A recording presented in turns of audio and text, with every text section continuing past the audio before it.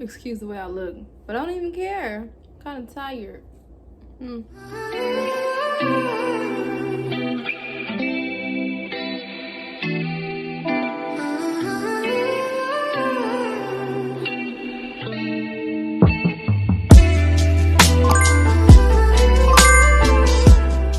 fun day, which means it's a day that I post a video. I'm Miller the Wanderlust. Welcome. So today, I'm kind of tired, y'all. But because of my own self. Like, I was up early, I worked out. I went to blend a smoothie and got a smoothie. I guess I haven't really done a lot today. But it's the workout. It's the workout that did it. It's the workout. I walked for 30 minutes, I jumped rope, I did some squats, I did some arm weights. The smoothie was refreshing though. And now I made some meatloaf. I got some cauliflower rice that I've never tasted before, so hopefully it's good. And some string beans on the stove. And when I finish making it, I'm gonna take a shower. And then I'm gonna sit down and I'm gonna eat and I'm gonna watch a movie. And it's gonna be Sunday fun day for real. But I wanted to get this video up. Last week I was supposed to post this, but I talked about another thing about BSG. But I want to talk about this week something else in my life, which is the airline industry. And I want to just talk about how that came about. And a lot of people think that I'm a flight attendant, and I'm not. So first of all, let me give you some backstory.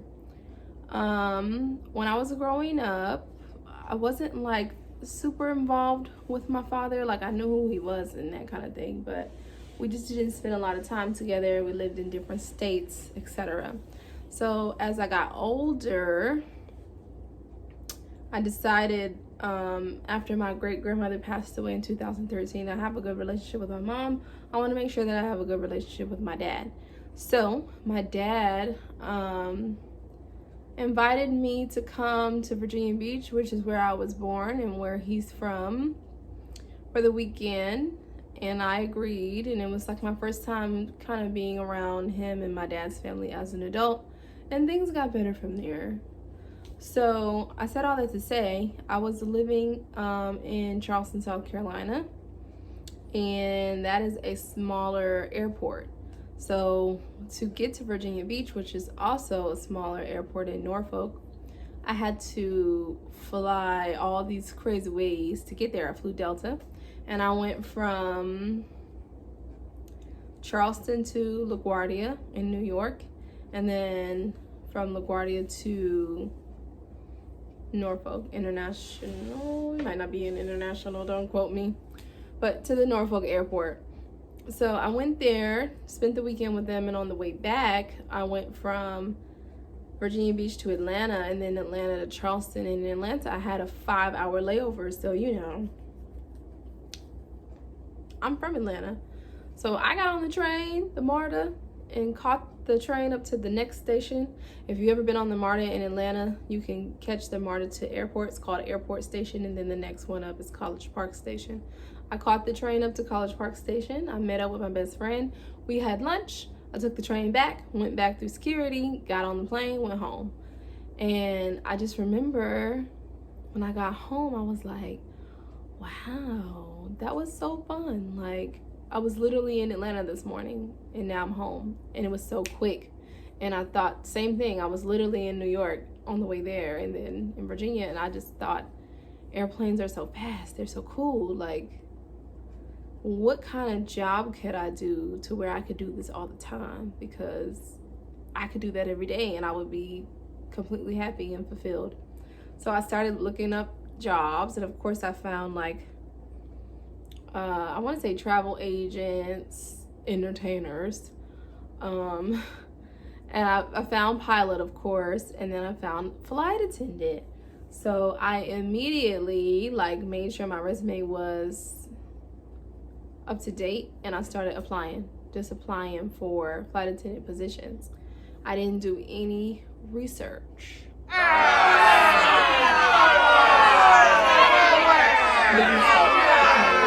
takes a lot. The interview process as well as the training process for flight attendants it's hard. There's a statistic that I heard one time that says you are more likely to be accepted into Harvard than to be a mainline Delta flight attendant.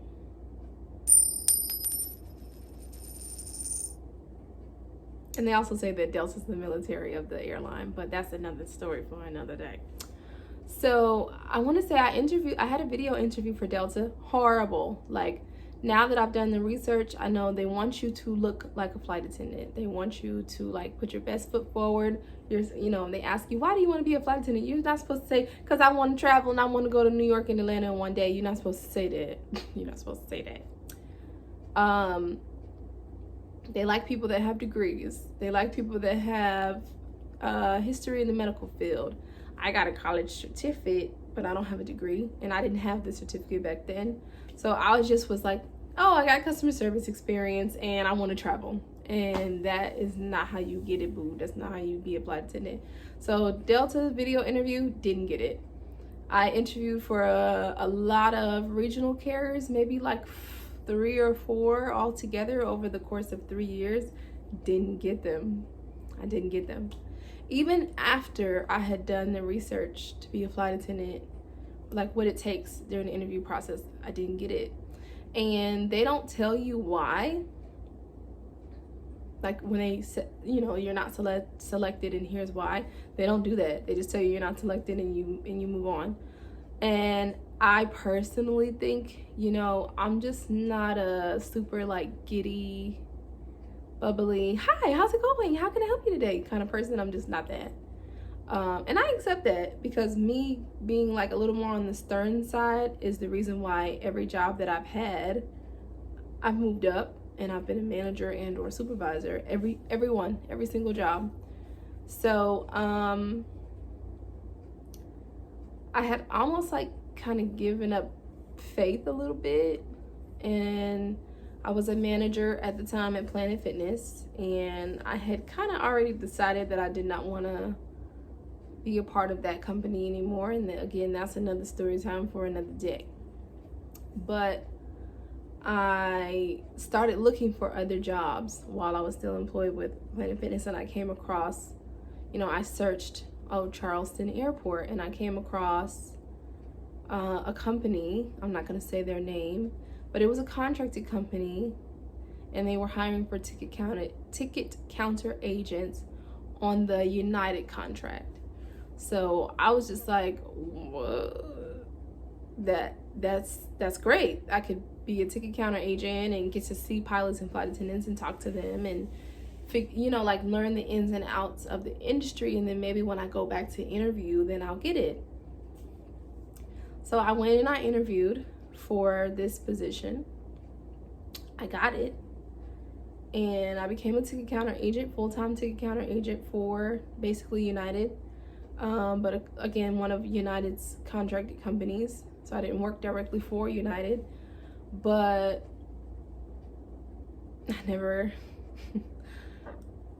I never went back and interviewed to be a flight attendant, because I started with this company in June of 2018. In August of 2018, I was sent to training. So I spent 3 weeks in Chicago. So the first 2 weeks was customer service training. The third week was gate training. So 3 weeks in Chicago, paid for a hotel, paid to work, and paid per diem. I was having like a ball. And then my birthday is in August as well. So I literally like stayed the first 2 weeks of August, flew on my benefits to LA for my birthday, and then flew back to Chicago and stayed in Chicago again for that last week, and then I came back home. So that was August of 2018. In November of 2018, I was promoted to a lead at that job. I stayed a lead for a while, and as a lead, I had to have certain certifications because I was in a position of leadership. So I was sent to Washington Dulles to take what's called a CRO certification, which is a complaint resolution official. And just to give you a small definition, basically if a passenger that's disabled has a complaint or an issue with United, they can make their complaint to a CRO.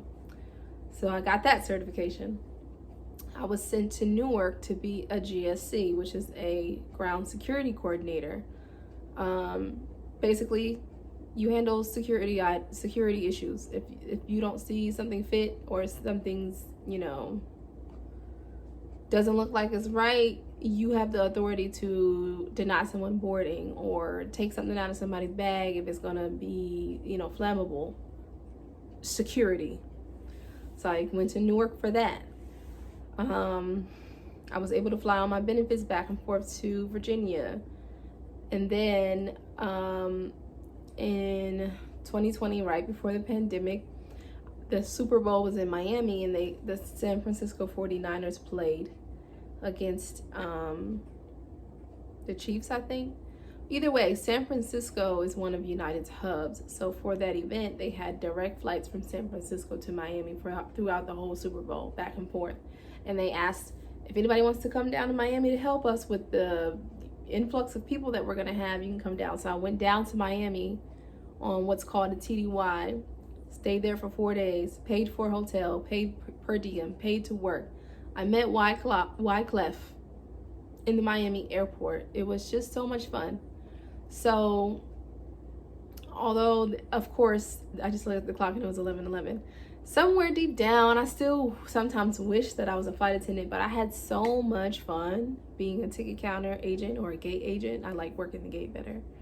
And I learned so much about the industry, and I learned to appreciate the industry that I never tried.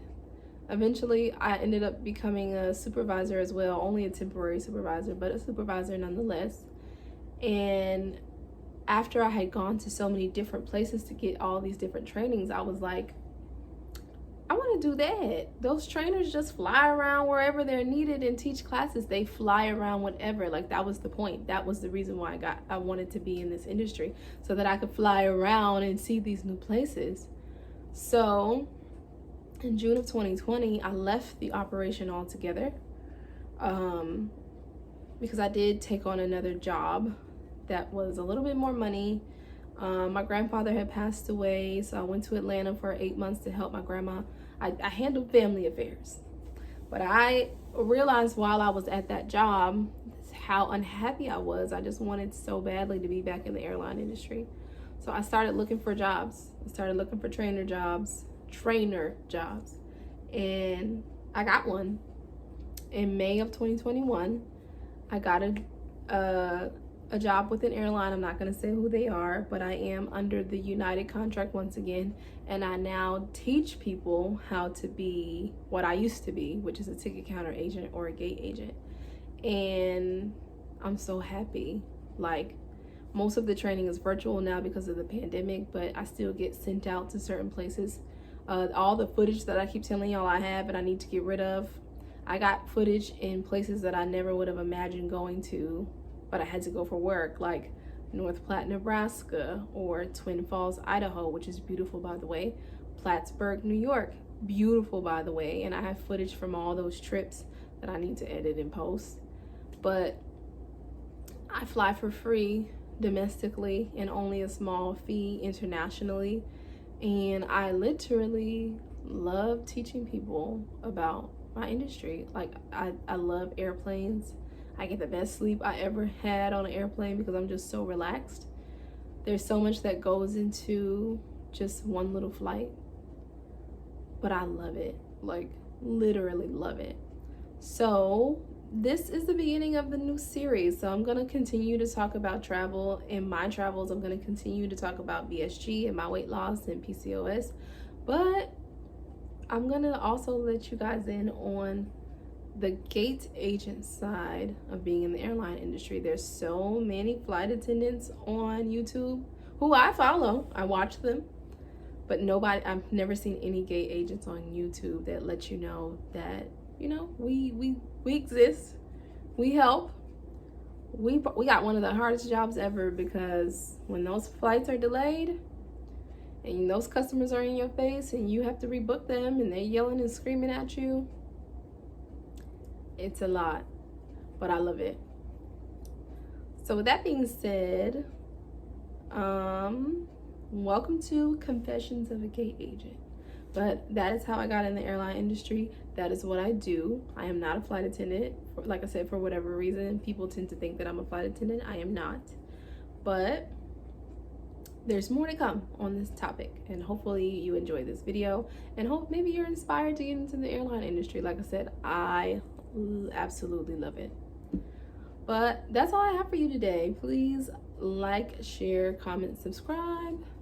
I hope y'all have a Sunday fun day. Like I said, I'm about to shower, turn on a movie that I've already seen 20 times, and eat. So you guys have a good day. I love you. Thank you.